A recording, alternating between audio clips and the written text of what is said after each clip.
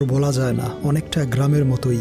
বাবা মা আর দাদুকে নিয়ে আমাদের ছোট্ট সুখী পরিবার। আমার মা মিসেস পানিয়ান আমাদের স্কুলে স্কাউট ডিপার্টমেন্টে জব করে, আর বাবা এবং দাদু রেস্টুরেন্ট পরিচালনা করে। রেস্টুরেন্টের ওপর তলায় ছিল আমাদের বাড়ি। আসলে চীনের মধ্যবিত্ত পরিবারের বাড়িগুলো এমনই হয়, ওপর তলায় বাড়ি আর নিচতলায় বিজনেস। বিজনেসটা ভালোই চলছিল, কারণ বাবার সিক্রেট রেসিপির কারণে খাবারগুলো অনেক বেশি টেস্টি হতো। খাবারে সে কি উপাদান মেশাতো আমরা কেউ জানি না। তবে বাবা চেয়েছিল অ্যাস্ট্রোনট হতে, রকেটে করে মহাকাশে যেতে, কিন্তু আর্থিক সমস্যার কারণে লেখাপড়া করতে পারেনি।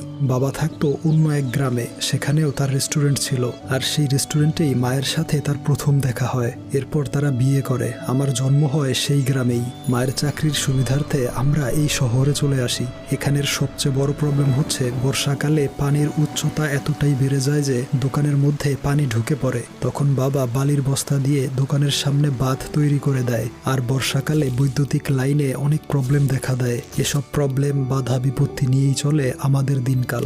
বাবার কাছ থেকে আমি দুটো জিনিস শিখেছি। একটা হচ্ছে স্কেটিং, যেটা সে নিজে আমাকে শিখিয়েছে, আর একটা হচ্ছে বরফে স্কিং। আমি আর বাবা প্রতি শীতের মৌসুমে চলে যাই চায়না রাশিয়ার বর্ডারে, যেখানে অনেক ট্যুরিস্ট আসে অপরূপ সুন্দর পাহাড় দেখতে আর স্কিং করতে। তো আমরা দেখতে পাই প্রতিবারের মতো এবারও লিয়ান এবং তার বাবা মিস্টার জ্যাং চলে আসে সেই পাহাড়ে। অনেকক্ষণ স্কিং করে এবং ছবি তুলে খাওয়া দাওয়া করতে যায়। মিস্টার জ্যাং এর সবচেয়ে পছন্দের জিনিস হচ্ছে কোক বা কোলা। তার সবকিছুর সাথে কোলা চাই।